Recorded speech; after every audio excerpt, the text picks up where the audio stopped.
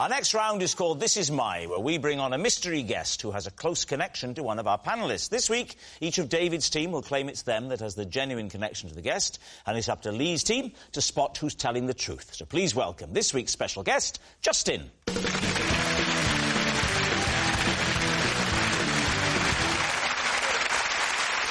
So, Aston, what is Justin to you? This is Justin, and once I did a backflip in a supermarket and landed in his trolley. Good luck with that one, Aston. Olivia, how do you know Justin? This is Justin. He is my neighbour, and he has had a parcel in my hall for the last 7 months. And he's here tonight because I want him to take it home. And finally, David, what is your relationship with Justin? This is Justin. He tried to recruit me to his underground ping-pong club after being wowed by my skills with the bat.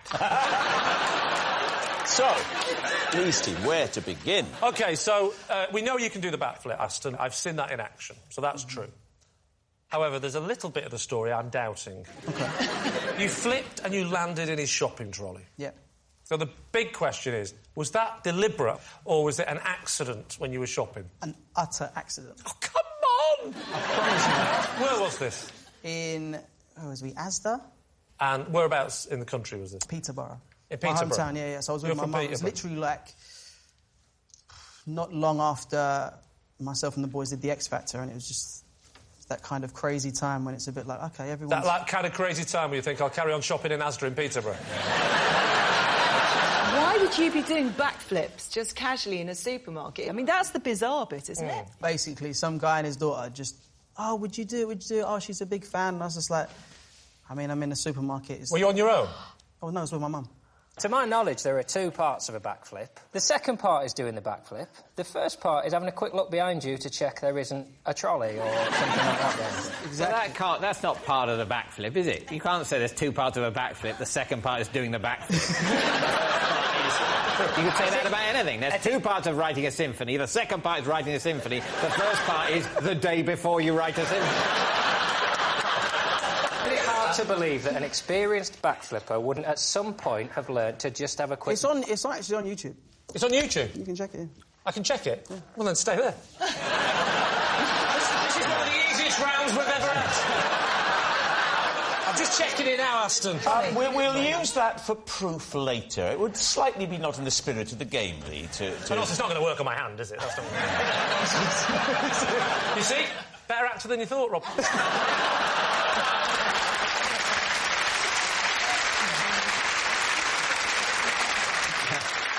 When you do a backflip, you know, you don't normally fly in the air afterwards and land higher up. You just kind of land on the same plane. If you were deliberately trying to backflip into a trolley, I would say that could be done. But not by accident, because oh, my goodness, it could have... But then again, he's only a little fella, isn't he? He's only little. I bet he flipped and he landed right in that little baby seat. And then off he went and started his life with a new family. Are you claiming that you landed on your feet? Yeah. You landed on your feet in the trolley? And you stayed stood up? Of course.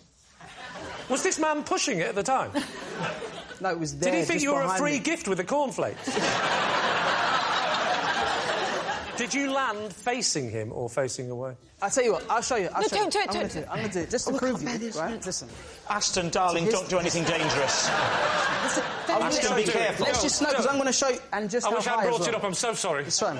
You be Please here. don't do it. No! Oh! Yeah, exactly. So I'll be here. Oh, so you did. Right.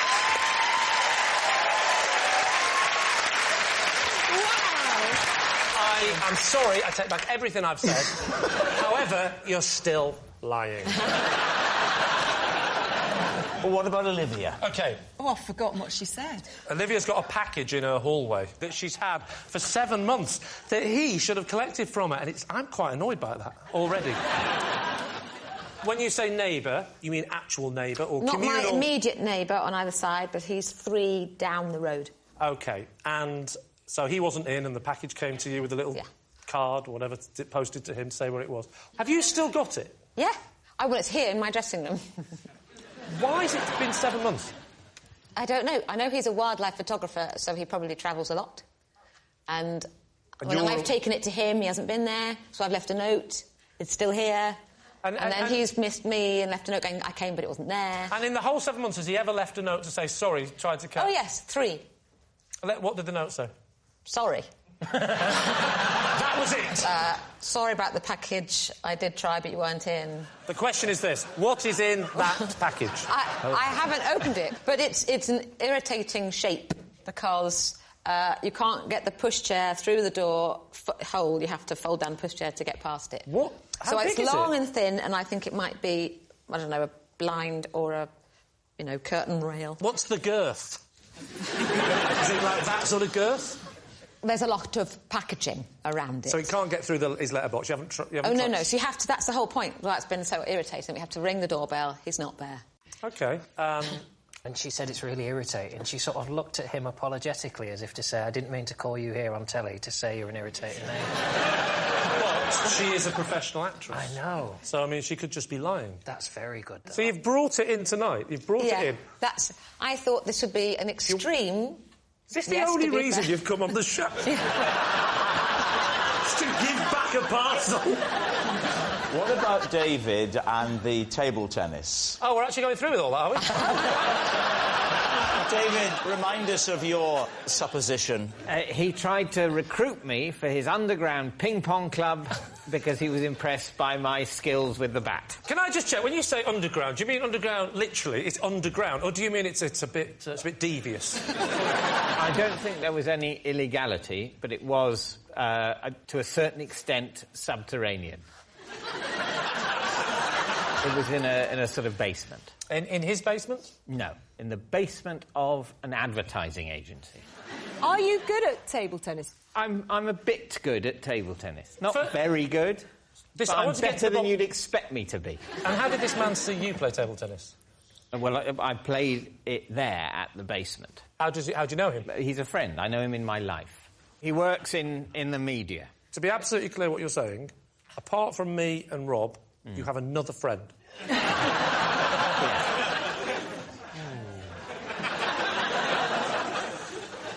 You said, David, in your statement, he was wowed by your table tennis. Yeah. I've seen you play table tennis, but I don't picture you as being particularly adept at any sport. You don't mind me saying that? Don't I? OK. Good to know, because I was wondering what I was experiencing. But talk me through your serve. Well, I sort of go... That's a bog standard. You don't do... No, because I like to keep my tongue in my mouth.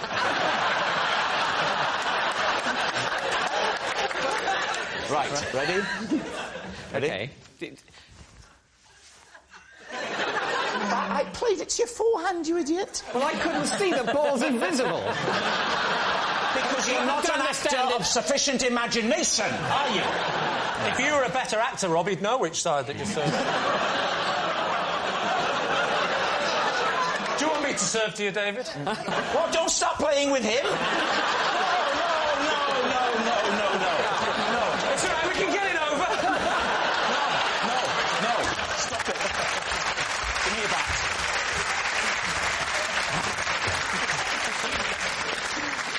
So there you were, playing table tennis in this underground car park, and what you did wowed him enough to say, please join our team. Well, firstly, he'd invited me to see the club. Yeah. So I hadn't just turned up and he saw me across a crowded underground ping-pong. I'm not suggesting romance was involved. Yeah. Seeing people across a crowded area doesn't mean there's romance involved. Typically, the expression, I saw him or her cross a crowded room infers romance. It implies.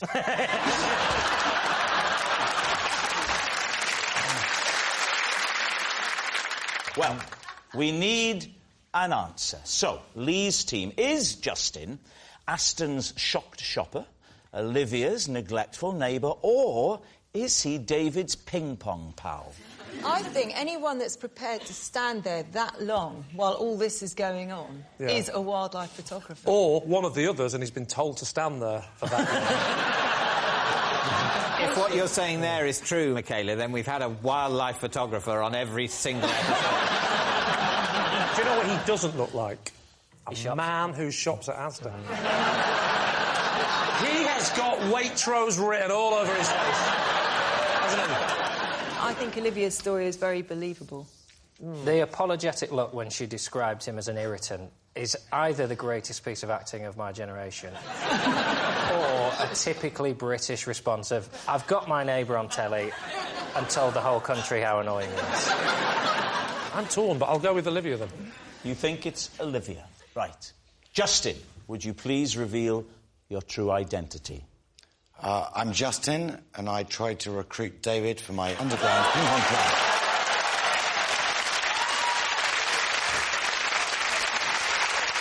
Yes, Justin is David's ping-pong pal. Thank you very much, Justin. Our next round is called This Is My, where we bring on a mystery guest who has a close connection to one of our panellists. Now, this week, each of David's team will claim it's them that has the genuine connection to the guest, and it's up to Lee's team to spot who's telling the truth. So please welcome this week's special guest, Paul. Welcome, Paul. So first off, Ronnie, what is Paul to you? This is Paul. Paul, I found one morning bound and gagged in a bunker on the golf course next to our house. David, would you tell us how you know Paul? This is my driver, Paul, and he refuses to drink pints because his hands are so small. And finally, Sarah, your relationship with Paul? This is my news agent, Paul, and he once asked me to watch the shop for 10 minutes, and by the time he came back, I'd broken a window and there was a little boy had his head stuck in a crisp box. Right, there we are. Ronnie's gagged golfer, David's small-handed driver, or Sarah's unfortunate news agent. Lee, where would you like to start? Ronnie? Yes. This bunker? Yes. Well, what were you doing? This is early in the morning. Very early in the morning, because I go out very early in the morning, about maybe 7:15, 20:07. On the golf course? On the golf course. In case anyone wants to use you as a tee. It is upsetting. It is upsetting. Mind you, I shouldn't worry, because the other day I walked out in my big golfing flat hat and the greenkeeper rushed out and says, these bloody mushrooms are early this year.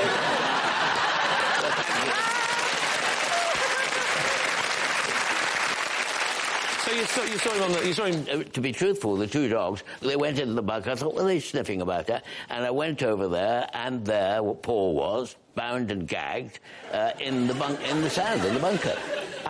And then what happened? Well, then he was coming round, because I think he had a bit of a night the night before, so I tapped him on the cheeks gently like that, and when I was tapping the cheeks and I'd undone the stringy thing and string around your ankles, you were really relieved, came round, didn't you?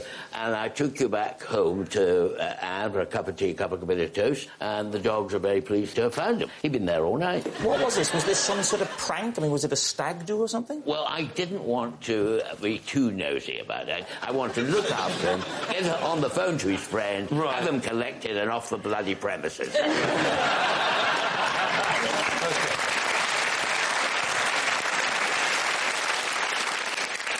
Has he kept in touch? We have, really, haven't we? Because we found that your wife was quite friendly with one of my daughters, I think. I remember we haven't seen enough of each other, actually.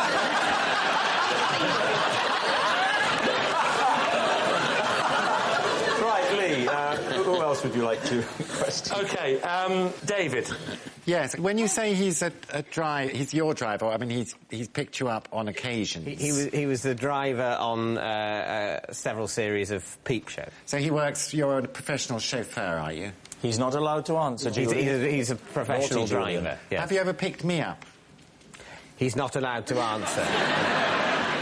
Are we allowed to see your hands? Yeah, you can hold your hands out. Oh, you could hold a pint of lager. What nonsense. What's wrong with those? I've got tiny hands. Have you? Yeah, probably smaller You're my kind of lady.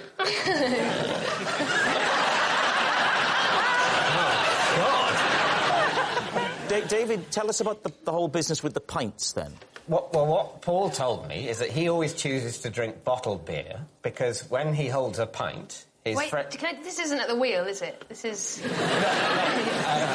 but on a night out, he chooses to drink bottled beer rather than pints because he gets laughed at for holding a pint glass because he sort of has to use two hands. You weren't that small. Are you sure they're not serving it in buckets? Maybe there's some course you could go on to make your hands bigger. Should speak to Ronnie about that. Now, what about Sarah, Lee? OK, so how old were you? It was only a couple of months ago. Are you a regular in his shop? Yeah, I buy a lot of chocolate. And what happened while you were in charge? Well, you know, I was trying to shut one of the windows because it was quite cold, and you had, like, quite high ceilings. You know those sticks that have got the hook on the end that you can shut a window, and it sort of went through the window. What's the shop called? Paul's. It's called Paul's, is it? Yeah. Paul. Just Paul's? Yeah. Not Paul's shop? No. Well, Paul's. it's obviously a shop. To be fair, Marks and Spencer's. What about this boy who got his head I forgot about him. a box of crisps? Well, How did that come about? It was at the end of the school time, sort of 4 o'clock, and there was a rush of little kids, and one of them just wanted to get himself some crisps out the box, and it was the last one, and he got his head stuck in because he sort of went in. The cardboard boxes with all the crisps in the hole? Hole. Yeah. He couldn't quite reach, so he went put in his head in first. and it was stuck? Yeah. And you couldn't think of any way to unstick him? Well, I don't really do kids.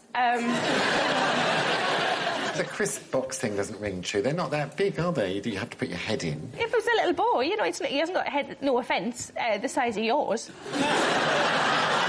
His arms are of reasonable length, presumably. Yeah, that's a good point. We need a guess from you, Lee.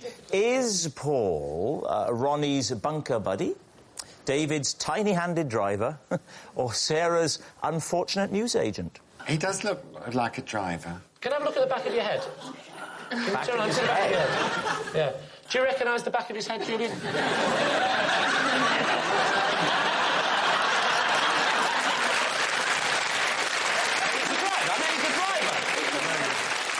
But I don't believe he's a northern shopkeeper because his shirt is too nicely ironed.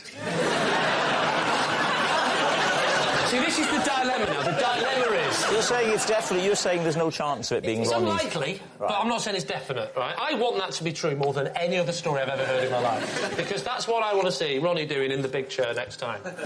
You're not going to believe it. I can't do the voice. All right, I can't do the voice. And if I could, I wouldn't keep doing it.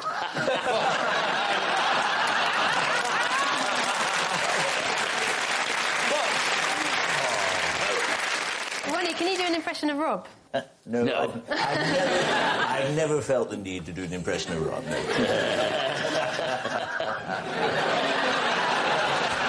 You want the glasses? I love the glasses, yes. There we are. How about it? There we are. Oh, my word. Goodness me.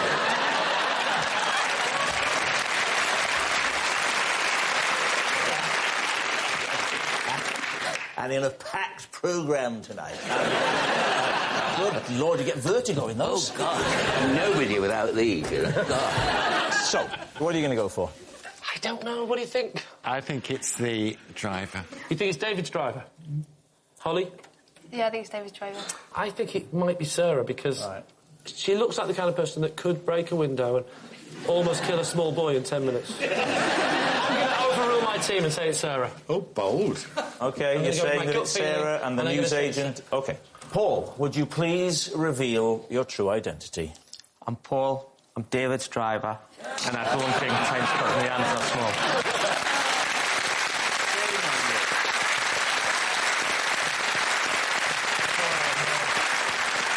Yes, well, if ever there was a harsher warning of the dangers of a fascist state, I'd like to see it. Thank you very much, Paul. Our next round is called This Is My, where we bring on a mystery guest who has a close connection to one of our panellists. Now, this week, each of David's team will claim it's them that has the genuine connection to the guest, and it's up to Lee's team to spot who's telling the truth. So please welcome this week's special guest, Laura.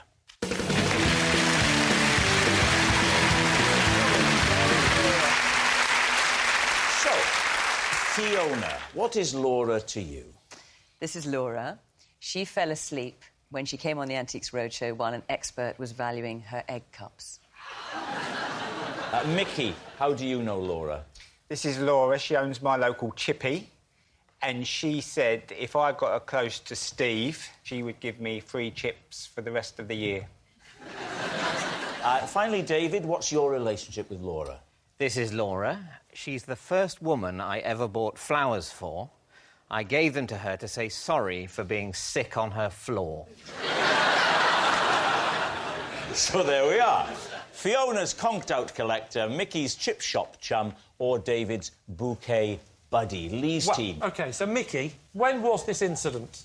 It's not an incident. It's built up over time, because I've been going in there and Laura says to me, oh, I've seen you on the TV, and we got chatting, and she's always going on about Steve. Oh, you ever work with Steve? And I'm like, and this is just coincidence. He's young and good-looking. I'm like, yeah, thanks. What's the name of the chip shop, Mickey? The Zappian. The what? The Zappian. What does that mean? Zappian? I don't know. Not everything makes sense in the world. All I know is I used to live very near you, as you know, and I don't remember... Hence the court case. Yeah. I don't remember the Zappian chip shop. I sort of stumbled on it, if anything. It was sort of en route, because I would normally go to the Codfather, as you know, in East Dulwich. I prefer the new one, the Codfather 2. Set the scene and talk us through the moment when you knew you were going to be on with Steve and you had this thing to tell. How did it go? I come in with my little boy, Friday night tradition, we go and get fish and chips, right? Okay. I know you see your boy on a Friday night. Yeah, but he finishes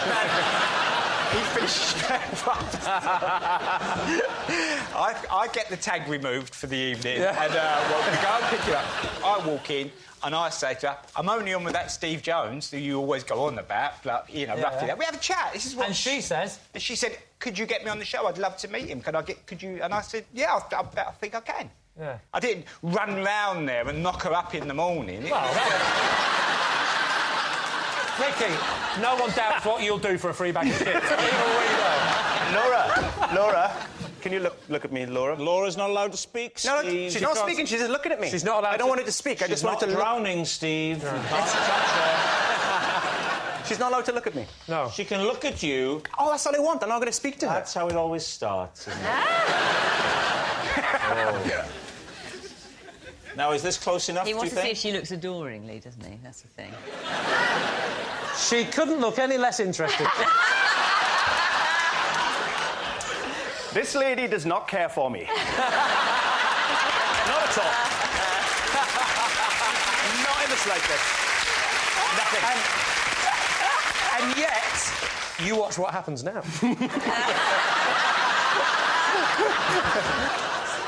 OK. Fiona, were you the person interviewing her when she fell asleep? No. It was one of our experts, Will Farmer, who's a ceramic specialist, and so he was the one who was talking to her. So you didn't witness this event? This is something you found out later? No, I did witness it, because I saw it on the monitor. I waited to see what would happen, because I thought it was pretty funny. Thought it was funny. I think this woman just died. She's going to be an antique soon. You'd be surprised how often people do fall asleep on the roadshow, because it's a very long day. I wouldn't. Oh. Yeah. How many egg cups was it? Well, I don't know how many were in the entire collection, but on the table were about a dozen. Sorry. Are you sure? Sorry. You ask. No, please. Did you... I promise you, right, I won't do it again. Claudia, have you got a question? Yeah, I do.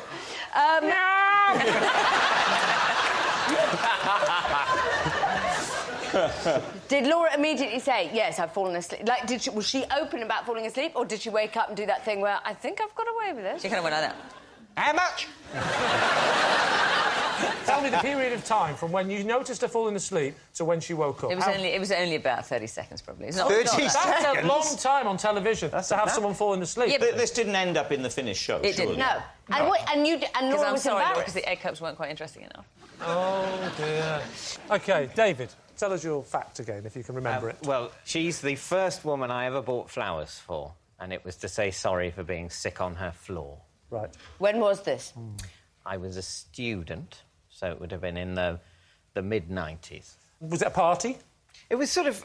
there were a group of people that had gone back to her room after being in a David, bar. just so you know, that's called a party. Well, what I'm saying is invitations hadn't been issued. Right. Yeah. You don't have to...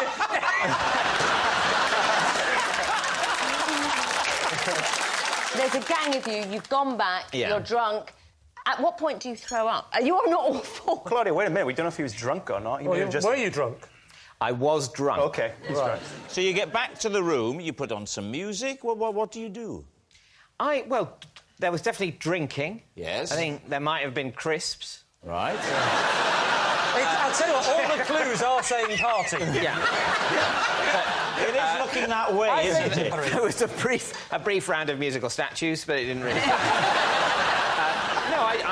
I remember sitting on a sofa and drinking, and then it goes a bit... my memory fades slightly. Oh. So I think I might have fallen asleep. Before that? Dozed off, passed out. And then you wake up and you think, I'm not going to make it. Do you ask for a bucket? No, I didn't think I was going to die. I don't remember much. I remember I wake up, I'm definitely going to be sick in a minute, and I essentially have enough time to lean forward. Oh. And then someone produces a bin. Sort of, I would say, 60% of the way through the process. And what about the flowers? When did they come into it? The next day. I woke up the next day and felt very hungover and quite guilty. Did she clean it up? Did she say... I think she cleaned it up, but OK. I certainly... what I didn't say is, here's some flowers, and if it's still festering there, I'll go and clean it up now. All right, we need an answer. So, Lee's team. Is Laura Fiona's conked-out collector, Mickey's chip shop chum, or David's bouquet buddy? Who do you want to rule out? Mickey. You want to rule Mickey out? The Zappian? What? Who? What? So you want to rule out Mickey for no other reason than the name of the chip shop? The other thing is, I don't want to get pernickety, but unless Mickey has some magical line to the producer who goes, who's on 3 weeks in advance, I found out who I was with, I think, today. Like, I don't think you know that far. To be honest with you, Claudia, some people get booked well in advance.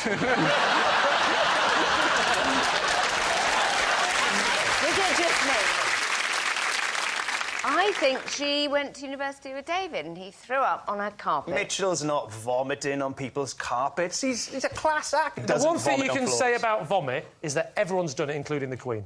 That is treason. You conjuring up the image in people's minds of Her Majesty hunched over the toilet bowl, heaving and heaving and heaving. You disgust me. Her crown falling in, taking it out, giving it a rinse. Right, so Claudia, you're saying David. You're saying... Mickey. We'll go with Mickey. OK, you're saying it's Mickey. Right, Mickey. OK, yeah. Right. Laura, would you please reveal your true identity? My name is Laura, and David gave me flowers after he was sick on his car. Yes, Laura is David's bouquet buddy. Thank you, Laura. Thank you very much. Our next round is called This Is My, where we bring on a mystery guest who has a close connection to one of our panellists. This week, each of David's team will claim it's them that has the genuine connection to the guest, and it's up to Lee's team to spot who's telling the truth. So, please welcome this week's special guest, Matt.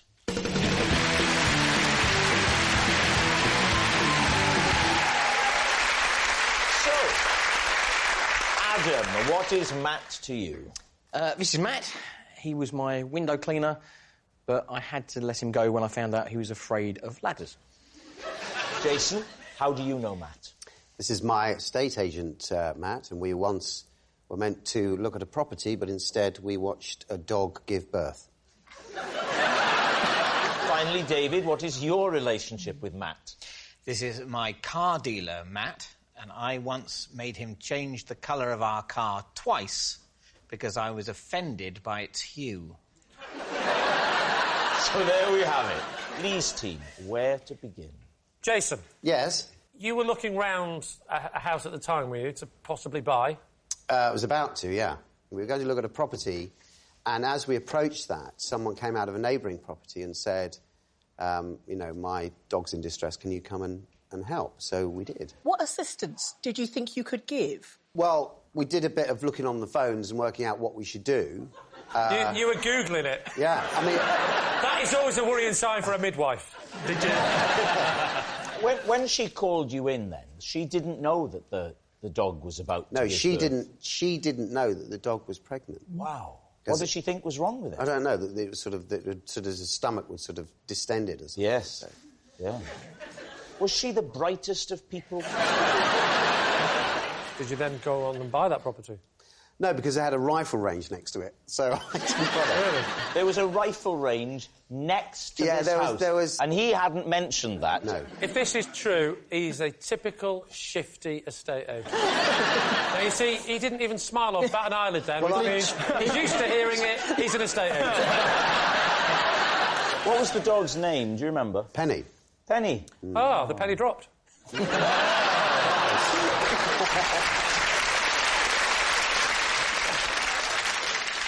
But what about Adam? Adam, he was your window cleaner, but you had to get rid of him because he admitted to being...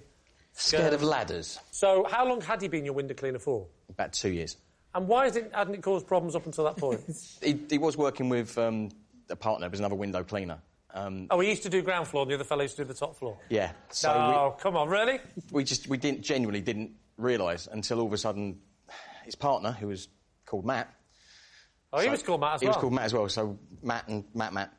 The other one was called Matt and he was called Matt? The other one was called Matt. Matt? No, they were both called Matt, so that we could distinguish between Matt and Matt, we called one Matt and the other one Matt. But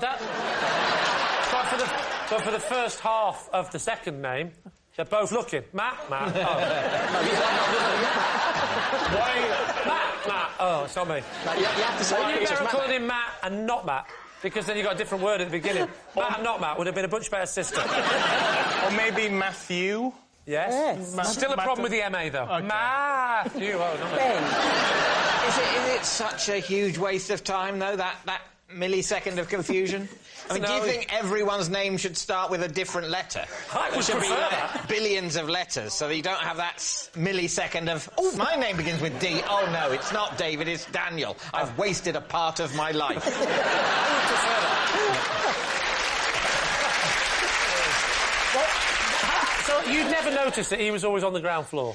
No, because I was at work. And what would you do?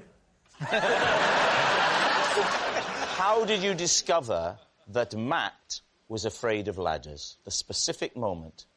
Because the upstairs you examined him internally? Oh, hang on.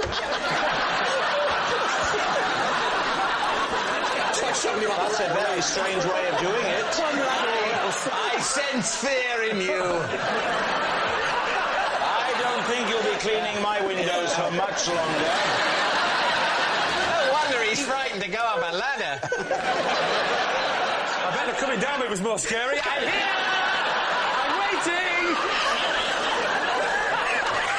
I have to say, it's a miracle you could find anyone to come near your windows. And did you say, look, we're going to have to get rid of you, or did he then say, look, I can't do this anymore? Obviously, you can't have a window cleaner who can't go up a ladder to clean your windows. You say like that, we're the idiots. You had one, not I.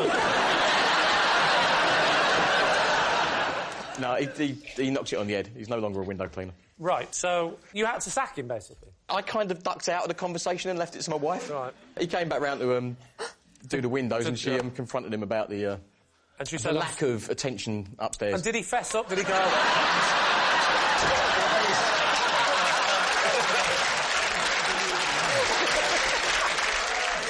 All right, so what about David? Oh, yes, you didn't like your... Read it again, sorry. This is my car dealer, Matt. I made him change the colour of our car twice because I was offended by its hue. So 3 times in total. So yes, what was the first... It's been 3 colours. Yeah, what was the first colour? What did you buy it as? What colour? Grey.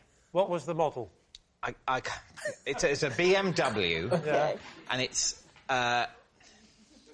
can't quite remember the... I think it's... It never ceases to amaze me how cruel it was that you were overlooked for the Top Gear job. Well, they wanted me to learn to drive. I've never driven this car. I've only sat in it. Are you telling us or the police? Because that sounded like an alibi to me. Neither have I ever put a dead body in the boot. Yeah. So then, when you bought the grey car, did you want it in grey at that time, or was there always an immediate? We want it, but we want it resprayed. It was an immediate. We want it, and we want it a different colour. Right. And then we were advised not to get it resprayed, but to get it wrapped. What does that mean? It's a thing you can do to a car to change its colour, other than respraying it. I think it's called a vinyl wrap. Are you getting mixed up with some sort of album from the 1980s? That's for you to judge. What was your vinyl wrap colour? Well, we wanted it dark green, like British racing green. Yeah. Can I ask a question? This type of BMW you bought, does it not come in racing green?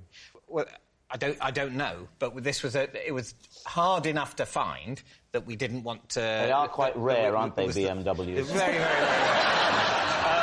David, you don't drive. Mm-hmm. How did you get to the dealership? We actually did all of the buying and everything via email and the phone. But I will say, my wife can drive. Which was very much why we were looking to buy a car. I think, you know, if neither of us could drive, it's basically just a very, very expensive shed. OK,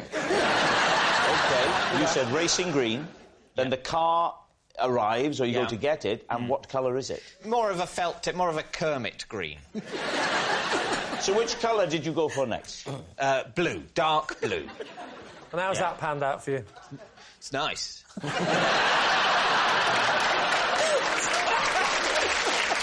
All right, we need an answer. So, Lee's team. Is Matt Adam's worried window washer, Jason's puppy pal, or David's colourful car dealer?